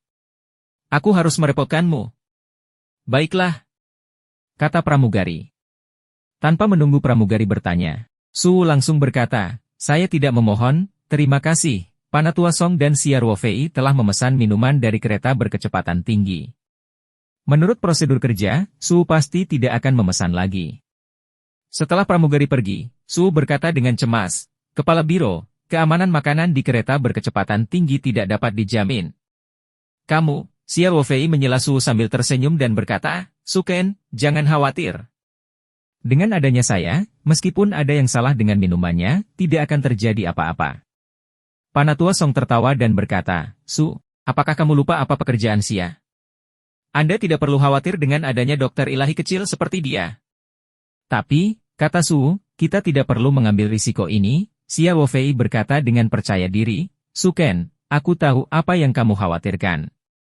Faktanya, kemungkinan pramugari ini curiga sangat rendah. Pertama-tama, perjalanan kepala biro kali ini sangat rahasia, dan cakupan pengetahuannya sangat kecil. Kemungkinan musuh memasang jebakan terlebih dahulu tidaklah tinggi. Kedua, sejak kami naik kereta, petugas kereta api ini telah melakukan kontak dengan 8 petugas kereta dan stasiun, termasuk kondektur kereta, polisi kereta api, petugas stasiun, dan petugas kereta lainnya. Saya juga telah mengamati kondisi kerja dan tidak menemukan kekurangannya. Dengan kata lain, kemungkinan pramugari ini ditanam oleh pasukan musuh sangatlah kecil. Dalam hal ini, risiko keracunan makanan hampir dapat diabaikan. Su tercengang. Dia telah fokus pada masalah keselamatan sejak dia masuk ke dalam mobil. Dia tidak menyangka Xia Ruofei begitu teliti dan menganalisis semua kemungkinan. Xia, sepertinya kamu belum melupakan apapun tentang keahlian profesionalmu setelah keluar dari Angkatan Darat, Panatua Song. Kebiasaan profesional tidak dapat diubah dalam waktu singkat. Xia Ruofei berkata sambil tersenyum. Su memaksakan senyum dan berkata, Ruofei, apakah semua anak buah Wolf sesat ini? Untunglah Anda telah meninggalkan Angkatan Darat. Kalau tidak, aku benar-benar khawatir kamu akan mencuri pekerjaanku, Panatua Song tidak bisa menahan tawanya. Xia Ruofei berkata dengan rendah hati, sebenarnya, semua analisis dan penilaian tidak bisa 100% akurat, alasan mengapa saya memiliki kepercayaan diri untuk membiarkan kepala suku melakukan kontak dengan makanan yang tidak diketahui asalnya adalah karena saya yakin. Bahkan jika ada masalah dengan makanan, saya dapat menjamin kehidupan, kesehatan, dan keselamatan kepala suku melalui pengobatan tradisional Tiongkok. Su menyentuh dahinya dan dengan lemah berkata, itu sudah cukup tidak normal, oke? Saya benar-benar tidak tahu siapa di antara kita yang merupakan penjaga keamanan profesional. Panatua Song tertawa dan menggoda, Lil Su, kamu telah melihat perbedaannya. Manfaatkan kesempatan ini untuk belajar dari Lil Xia. Bagaimanapun, dia tidak akan bisa menggunakan keahliannya di masa depan, jadi kamu harus memberikan beberapa manfaat dan membiarkan dia mengajarimu segalanya. Ya, kita harus melaksanakan proses kepala biro. Su segera berkata setengah bercanda, Ruofei, ketua sudah memberikan instruksi. Kamu tidak bisa menyembunyikan kekuatanmu. Kepala suku bahkan mengatakan bahwa Anda akan memberi saya beberapa manfaat. Xia Ruofei memutar matanya dan berkata, kalau begitu, aku akan melihat betapa tulusnya kamu. Hahaha. Panatua Song tertawa bahak. Faktanya, Su seperti kebanyakan pengawal pribadi kepala biro. Dia adalah orang yang tidak banyak bicara. Namun, dia bertengkar dengan Xia Ruofei. Selain itu, dia telah bekerja untuk Panatua Song selama beberapa tahun. Kali ini misi dengan pakaian biasa, jadi dia jarang bercanda. Saat mereka berkumpul, pramugari menyajikan minuman yang dipesan oleh Panatua Song dan Xia Ruofei. Terima kasih, Panatua Song diucapkan kepada pramugari dengan ramah.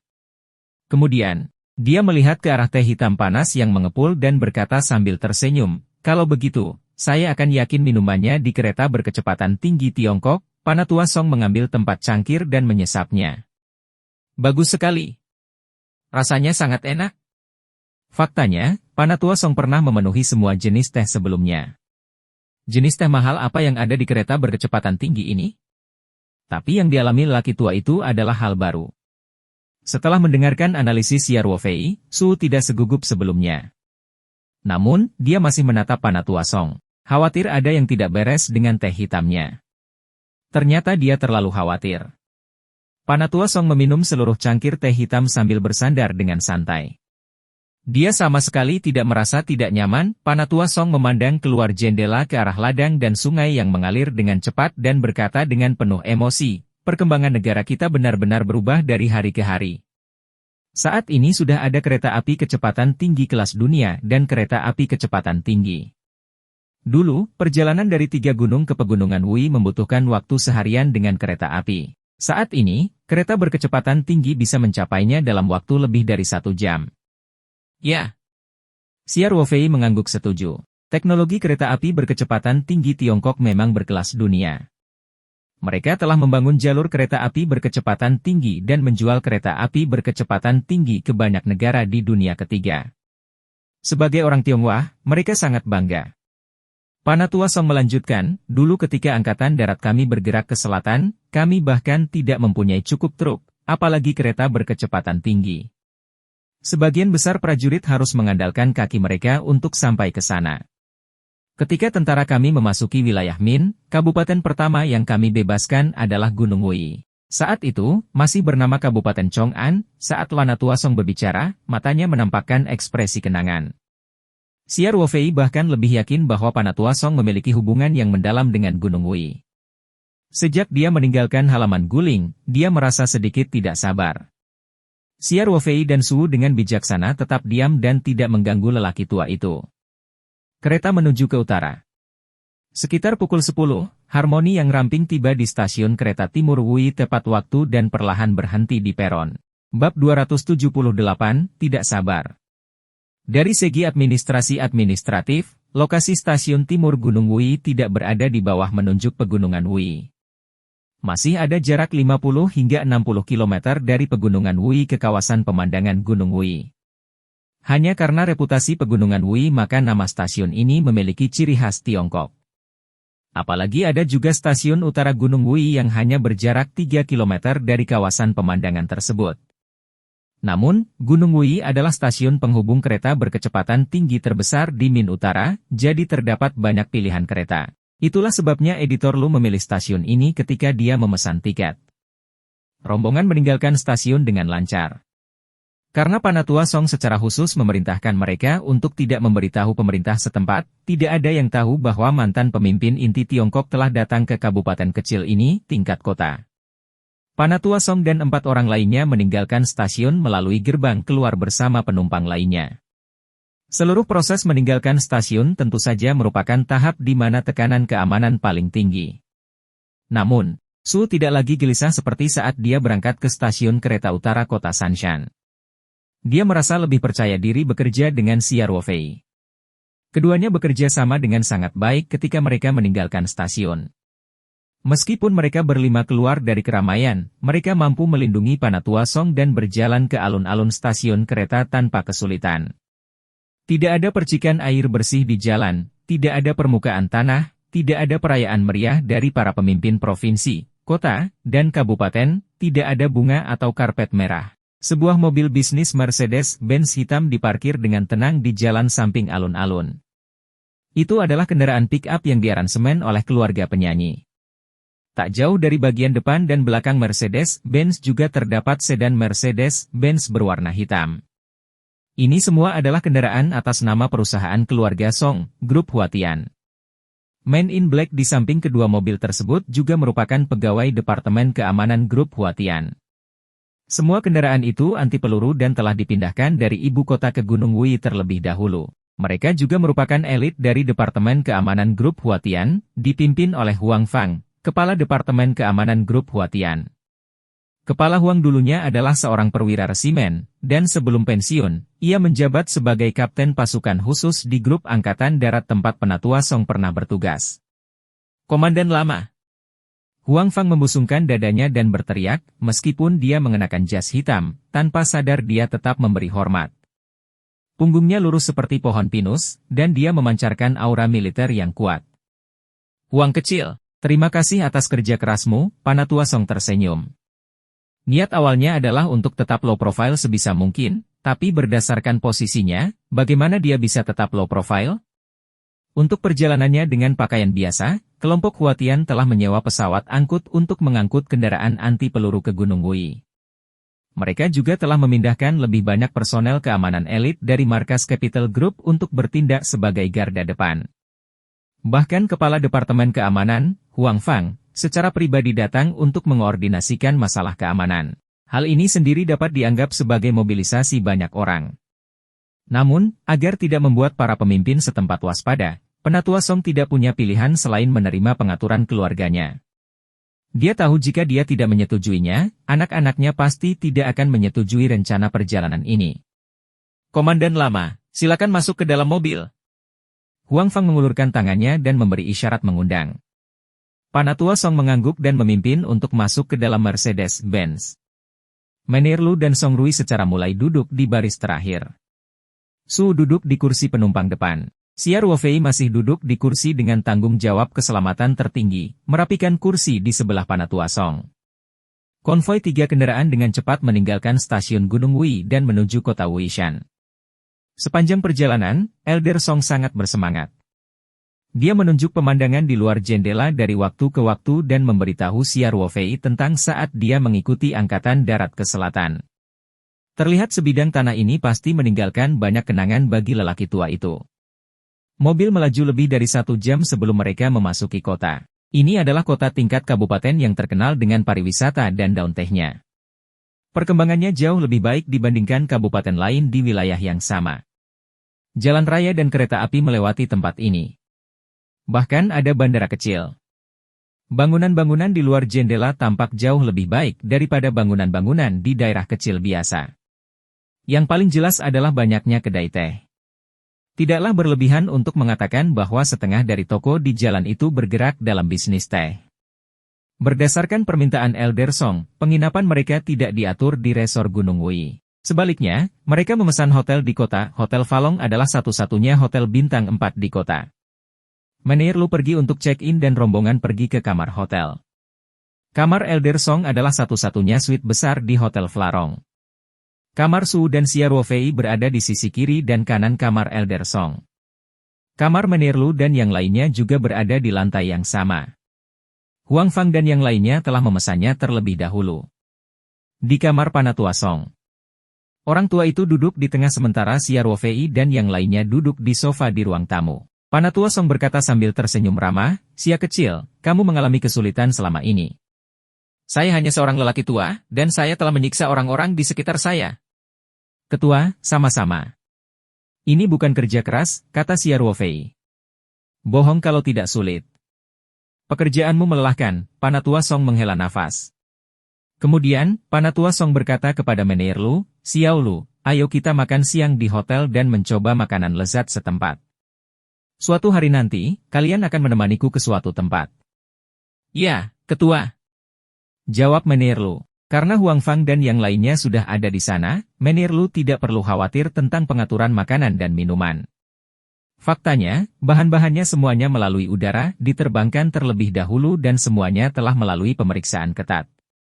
Kelompok Watian bahkan menyewa seorang koki untuk mengikuti tim Huang Fang dan tiba lebih awal. Padahal, mereka hanya meminjam dapur Hotel Flarong. Selama mereka punya uang, itu tidak menjadi masalah. Tentu saja, karena Penatua Song ingin berlangganan makanan lokal, koki hotel harus memasaknya. Namun, orang-orang dari Huang Fang pasti akan menyatukan seluruh proses untuk memastikan keamanan pangan. Saat itu sudah lewat jam 11 ketika mereka tiba di hotel, jadi setelah Menir Lu membuat pengaturan, rombongan segera pergi ke kamar pribadi di lantai 2 hotel untuk makan malam. Setelah makan, Menir Lu akan mengatur agar Penatua Song beristirahat, tetapi Penatua Song menyarankan agar mereka segera pergi, jadi semua orang harus mengubah rencana mereka pada menit terakhir. Setelah serangkaian persiapan yang sibuk namun tenang, Elder Song dan yang lainnya masuk ke mobil dan meninggalkan hotel. Masih ada Mercedes-Benz di depan dan belakang, serta mobil niaga di tengah. Pengaturan tempat duduknya sama seperti di pagi hari. Konvoi tersebut dengan cepat melaju keluar kota dan menuju ke arah area yang indah. Namun, tujuan mereka bukanlah kawasan pemandangan Gunung Wei yang terkenal di dunia. Penatua Song hanya memberi nama kepada pengemudinya, Desa Xuanji Xiankeng. Sepanjang jalan, Xia Ruofei juga sangat penasaran. Penatua Song bahkan telah membatalkan istirahat makan siangnya yang biasa dan langsung pergi ke tempat ini setelah makan. Apa yang membuat lelaki tua ini begitu bersemangat? Konvoi tersebut segera sampai di desa terpencil tersebut. Peter Song turun dari mobil untuk memeriksa dan kemudian memerintahkan konvoi untuk melaju-maju sejauh 1 atau 2 kilometer. Di ujung jalan, mobil tidak bisa lagi melaju di jalan di depannya. Peter Song keluar dari mobil dan melihat ke daerah terdekat. Jejak kegembiraan muncul di wajahnya. Dia menyapa semua orang dan berjalan maju. Jalan di gunung itu tidak mudah untuk dilalui, Song Rui segera pergi untuk mendukung kakeknya. Xia Ruofei, Su, dan yang lainnya berjaga-jaga saat mereka segera mengikuti. Bab 279, Tanah Air. Setelah berjalan di jalan ini beberapa saat, Panatua Song berhenti dan diamati dalam waktu yang lama. Tempat yang dia cari sudah bertahun-tahun tidak ada di sini. Seiring berjalannya waktu dan pembangunan yang dilakukan manusia, medan di dekat desa juga telah berubah, jadi dia perlu memperhatikannya dengan cermat. Panatua Song berjalan ke depan dengan sedikit lebih pasti. Ketika dia melihat pohon pinus besar di antara dua bukit, dia akhirnya menunjukkan sedikit kegembiraan dan berkata pada dirinya sendiri, "Sepertinya kita berada di tempat yang tepat."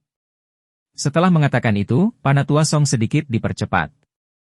Segera, kelompok itu berjalan 1 mil ke dalam gunung di sepanjang jalan setapak. Kemudian, Panatua Song menemukan jalan sempit yang hampir tertutup rumput pembohong. Huang Fang melihat Panatua Song ingin berjalan ke jalan kecil, jadi dia dengan cepat memberi isyarat kepada kedua bawahannya untuk membuka jalan di depan. Jalan kecil ini hanya bisa menampung 2 orang yang berjalan berdampingan dan ditumbuhi rumput pembohong. Jika ada ular atau sesuatu yang tersembunyi di dalamnya, itu akan menjadi masalah besar. Song Rui dengan hati-hati mendukung Panatua Song dan bertanya, "Kakek, mengapa kamu membawa kami ke Gunung Tandus ini?" Mata Panatua Song menampakkan sedikit nostalgia. "Kamu akan tahu kapan kita sampai di sana. Jalan sempit dan berkelok-kelok ini tidak mudah untuk dilalui, dan kecepatan setiap orang jauh lebih lambat." Setelah berjalan sekitar 10 menit, Panatua Song juga menunjukkan sedikit rasa lelah. "Ketua, silakan duduk dan istirahat sebentar." Xia Ruofei berkata dengan tergesa-gesa. "Tidak apa-apa, aku bisa melakukannya," Panatua Song buatan tangan dan berkata, sedikit terengah-engah. Menierlu juga menunjukkan ekspresi tidak berdaya. Dalam perjalanannya, belum lagi Panatua Song, bahkan dia sendiri, yang sedikit lebih tua, merasa itu terlalu berlebihan. Namun, sejak lelaki tua itu berbicara, semua orang hanya bisa menurut. Xia Ruofei mengeluarkan botol air mineral dari tasnya dan berkata, "Ketua, ambil air. Karena kita sudah sampai di sini, tidak perlu terburu-buru." Panatua Song mengambil botol air mineral sambil tersenyum dan berkata, "Baiklah. Kalau begitu kita akan mendengarkan Xia kecil." Botol itu berisi larutan kelopak bunga yang telah disiapkan Xia Ruofei sebelumnya. Itu berevolusi dengan sejumlah besar udara dari kolam spasial. Meskipun kelopak bunganya sangat langka, itu sudah cukup bagi lelaki tua itu untuk memulihkan sebagian kekuatannya. Panatua Song mengembalikan botol itu ke Xia Ruofei setelah dia menghabiskan setengahnya. Dia berdiri dan berkata, "Ayo pergi. Aku bahkan tidak lelah. Kalian seharusnya tidak mempunyai masalah dengan itu, kan?" "Tidak masalah." Menierlu dengan cepat berkata. "Ketua, mohon perhatikan kaki Anda." Maka dari itu, rombongan terus berjalan menuju gunung. Setelah berjalan 10 menit lagi, Panatua Song akhirnya berhenti dan berkata, "Ini tempatnya." Semua orang berhenti dan melihat tempat ini ditumbuhi rumput pembohong. Tidak ada yang istimewa dari itu. Namun, Panatua Song sudah berjalan ke semak-semak. Setelah Panatua Song menyingkirkan rumput pembohong, semua orang melihat batu nisan yang berbintik-bintik. "Ketua, ini," Menierlu tidak mau bertanya. Panatua Song melihat ke kuburan yang seluruhnya tertutup rumput pembohong dan menghela nafas. "Salah satu temanku sedang tidur di sini." Semua orang tercengang.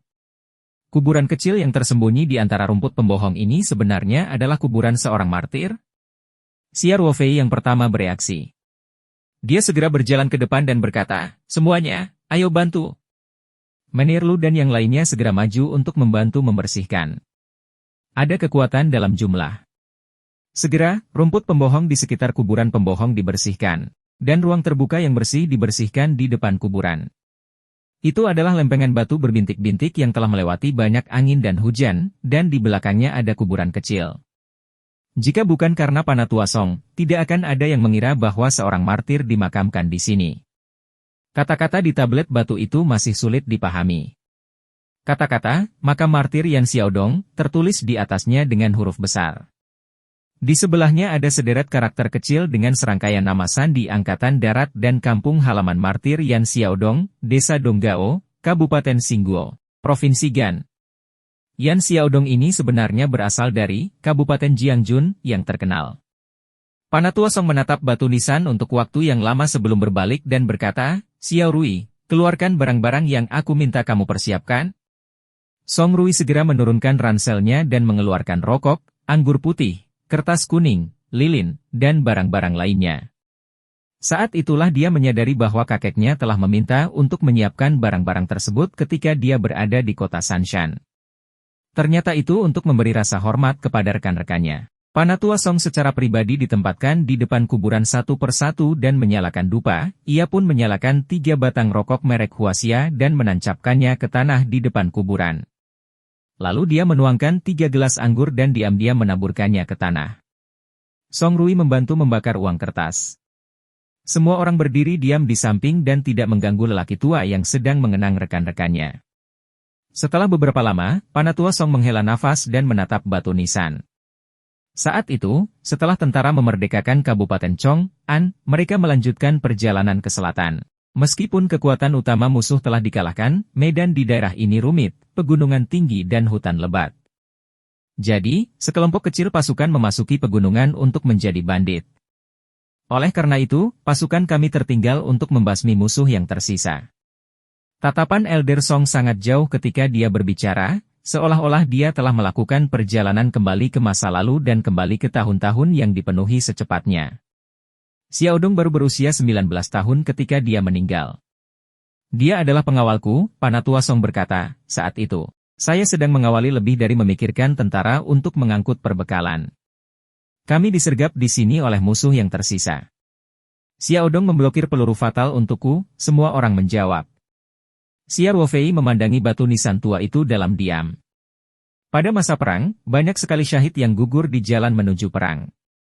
Sebagai keturunan dan mantan tentara, Xia Ruofei selalu sangat menghormati para martir ini. Dia baru 19 tahun, Panatua Song melanjutkan. Hanya ada 8 musuh hari itu, dan sebutir peluru murah telah merenggut nyawanya. Saya masih ingat apa yang dia katakan kepada saya sebelum dia meninggal, Komandan Kompi, bantu saya memberitahu ibu saya bahwa anak saya tidak bisa berbakti padanya lagi. Pada titik ini, mata Panatua Song tidak bisa menahan air mata.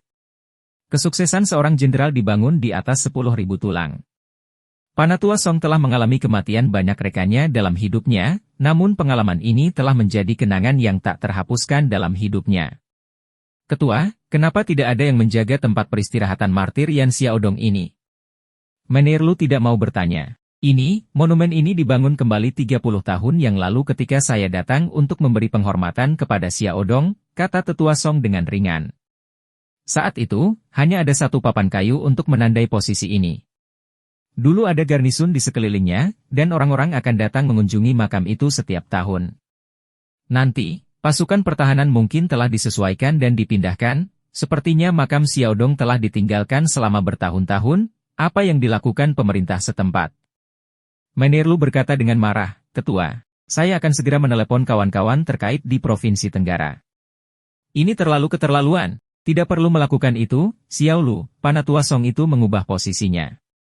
Begitu kamu muncul, semuanya akan berubah. Ketika saatnya tiba, sekelompok besar orang akan berjalan di atas es tipis dan datang untuk meminta maaf satu persatu. Mungkin untuk menyenangkan saya, mereka bahkan akan memulai pembangunan besar-besaran, membangun kembali kuburan, dan mendirikan patung. Ini bertentangan dengan niat awal saya, dan menurut saya Xiaodong tidak ingin ini terjadi. Tapi, Menir Lu merasa sulit untuk memahaminya. Saya yakin Xiaodong lebih suka menjaga gunung dan sungai yang pernah dia perjuangkan, kata Panatua Song ringan. Panatua Song melanjutkan, saya juga bertanggung jawab untuk ini. Aku tidak ingin keadaan menjadi seperti ini, jadi aku tidak keluar untuk menyambutmu. Aku sudah lama ingin datang dan menemuimu selama bertahun-tahun, tapi aku tidak bisa pergi karena berbagai hal. Itu sebabnya makam kakakku sangat sepi. Xia Wofei juga sangat terkesan dengan keputusan Panatua Song untuk menjadi pemimpin generasi ini. Dapat dikatakan bahwa dia tidak memiliki pemikiran egois sama sekali. Jika itu adalah beberapa pejabat saat ini, tidak terbayangkan. Xia Wofei berpikir sejenak dan berkata, Ketua, saya menyarankan agar kita menambahkan perbaikan makam martir ini secara pribadi tanpa memberitahu pemerintah setempat. Selain itu, kami dapat mempekerjakan penduduk desa terdekat untuk datang dan memeliharanya secara teratur. Bab 280, Kenalan Lama. Itulah yang mempertimbangkannya, Panatua Song itu mengangguk. Kakek, serahkan ini padaku. Song Rui segera berkata, beberapa temanku ada di sini. Apa bedanya kamu dan aku? Tanya Panatua Song acuh tak acuh. Dalam beberapa hari, dunia luar akan mengetahui bahwa itu urusan keluarga penyanyi kami. Song Rui tertawa canggung. Xia Ruofei tersenyum dan berkata, Ketua, izinkan aku melakukannya. Selain itu, setiap tahun selama festival Qingming, selama tidak ada hal yang mendesak, saya bisa datang dan menghabiskan sejumlah uang kertas untuk para martir atas nama Anda. Baiklah, terima kasih atas masalahnya, Xia. Panatua Song mengangguk, senang. Sama-sama, Ketua, kata Xia Ruofei. Merupakan kehormatan bagi saya untuk dapat melakukan sesuatu untuk seorang martir. Lagi pula, aku mengangkat satu jari. Xia Ruofei melanjutkan, lalu beres. Ketua, setelah perjalanan ini, saya akan meluangkan waktu untuk kembali ke Gunung Wui. Jangan khawatir. Saya akan menangani masalah ini dengan baik. Terima kasih, Xia, Panatua Song berkata dengan ramah. Sekelompok orang menunggu lilin selesai menyala sebelum mereka mulai berkemas dan bersiap untuk kembali. Ketua, apakah kita akan langsung kembali ke hotel atau ada pengaturan lain? Manajer Lu bertanya. Ada orang lain yang ingin saya temui. Tapi kami sudah tidak berhubungan selama 30 tahun. Saya tidak tahu apakah dia masih hidup. Kelompok itu mengemasi barang-barang mereka dan mulai kembali ke tempat mereka datang. Meskipun ada Panatua Song sudah tua, dia telah mengonsumsi banyak larutan kelopak akhir-akhir ini. Selain itu, Xia Ruofei telah memberikan air mineral saat dia akan kembali. Oleh karena itu, dia masih dalam kondisi yang baik. Dia berjalan di jalur pegunungan seolah sedang terbang. Segera, semua orang kembali ke tempat parkir, dan ketiga mobil itu melaju di sepanjang jalan kecil. Di pintu masuk desa Siakeng, Panatua Song menghentikan mobilnya. Ketua, orang yang kamu cari ada di desa ini? Xia Ruofei bertanya. Dia tinggal di sini 30 tahun yang lalu. Saya tidak yakin sekarang. Ayo masuk dan lihat. Kata Panatua Song. Saya rasa tidak banyak orang yang perlu pergi ke desa, kata Elder Song setelah mereka turun dari mobil. Xia, ikut aku. Komandan lama, ini, Kepala Keamanan, Huang Fang, berkata dengan susah payah. Banyak sekali dari kami yang masuk desa bersama-sama. Orang yang tidak tahu akan mengira sesuatu telah terjadi. Panatua Song berkata, Xia kecil bisa menemaniku sendirian. Supervisor Huang, karena ketua sudah berbicara, ayo kita lakukan. Xia Ruofei berkata, jangan khawatir. Saya akan menjamin keselamatan ketua. Tentu saja, Huang Fang tidak mempercayai Xia Ruofei.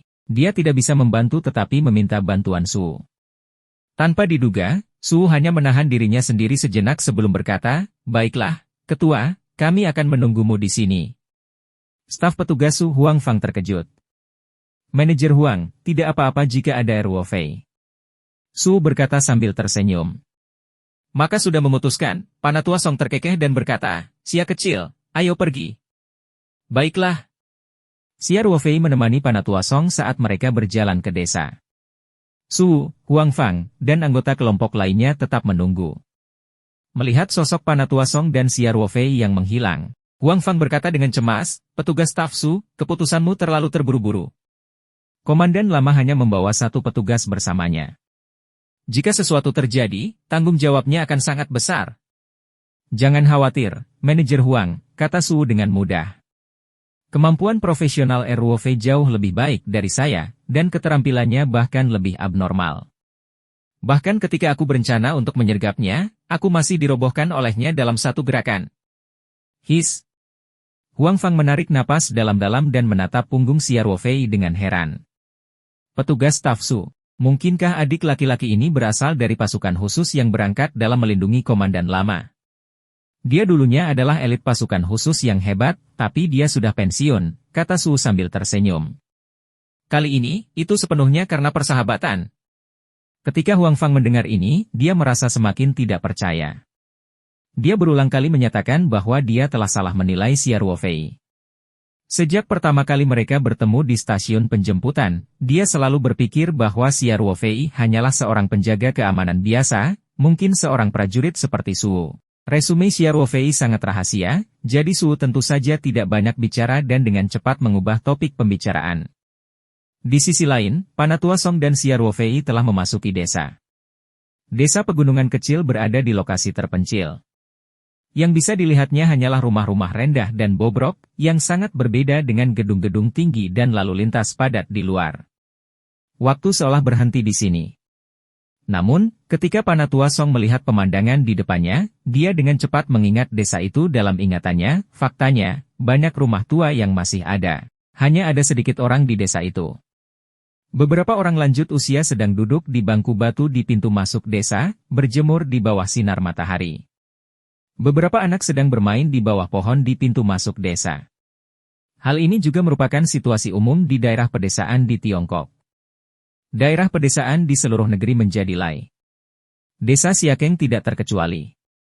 Sebagian besar pemuda di desa tersebut telah pergi bekerja, hanya menyisakan orang tua dan anak-anak. Tentu saja banyak penduduk desa di desa Siakeng yang tidak pergi ke tempat lain. Banyak dari mereka bekerja di kebun teh, kedai teh, dan tempat-tempat indah di kota. Jarang sekali melihat orang asing di desa yang gelap seperti ini. Oleh karena itu, ketika Xia Ruofei dan Tetua Song masuk ke desa, banyak mata penasaran langsung diberitahukan pada mereka.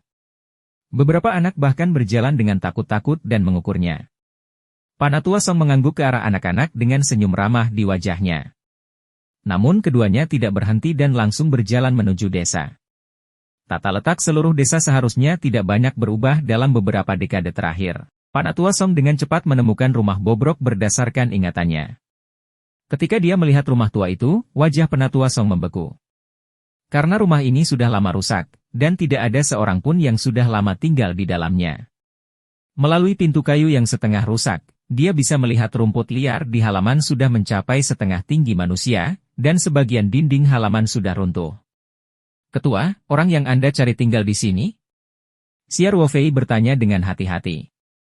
Dia tinggal di sini 30 tahun yang lalu, kata Panatua Song sambil mengerutkan kening. Sepertinya dia telah pindah, atau dia tidak hidup lagi. Ayo bertanya di sekitar sini, kata Xia Ruofei. Panatua Song mengangguk. Mereka berdua berjalan kembali melewati jalan setapak yang mereka lalui dan kebetulan melihat seorang penduduk desa membawa cangkul lewat. Ketua, siapa nama orang yang kamu cari? Xia Ruofei bertanya. Dia adalah Li Sifu, kata Panatua Song. Baiklah. Xia Ruofei mengangguk dan berjalan ke penduduk desa. Paman, aku ingin menanyakan sesuatu padamu. Tahukah kamu di mana Li Sifu dari desamu sekarang? Li Sifu. Penduduk desa bingung. Xia Ruofei menunjuk rumah bobrok tidak jauh dari sana dan berkata, dia seharusnya tinggal di rumah itu sebelumnya. Kesadaran muncul dengan licik saat dia berkata, oh, Anda sedang berbicara tentang Paman Fu.